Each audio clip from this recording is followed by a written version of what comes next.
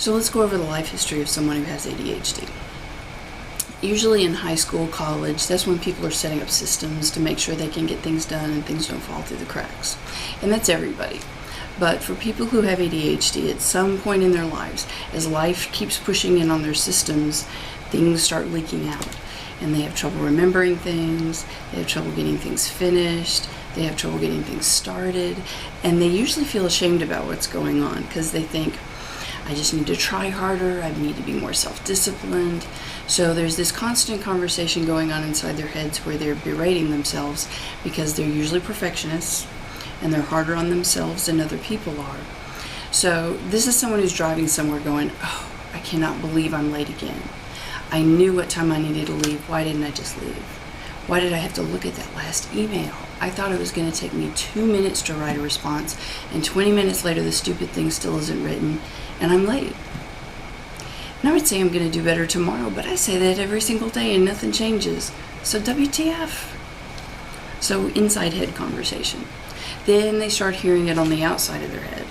You forgot? How could you forget? I told you 10 times. Are you listening to me? Do we need to get your ears checked? Or, how could you go to the grocery store and all we needed was bread and milk and you come back with $150 worth of groceries and no bread or milk? How does that happen? So they start hearing it on both sides of their head and they start feeling crappy. Crappy takes on many forms, but a lot of times in adults it makes them anxious. Actually, 75% of adults who have anxiety actually have ADHD. Whether they feel anxious or not, they know something's not right. And they'll make monumental efforts to make it right, but it's still not right. And they're usually waiting for the other shoe to drop, for everybody to figure out they're not as competent as they appear. They're actually competent, it's just they see what's going on behind the scenes and all the piles that are piling up and all the inefficiencies and all the effort that it takes to get things done at the last minute. And these are some of the worst sleepers in the world.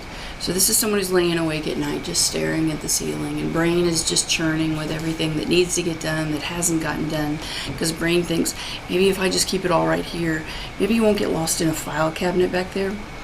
Maybe tomorrow won't be as stressful as today was.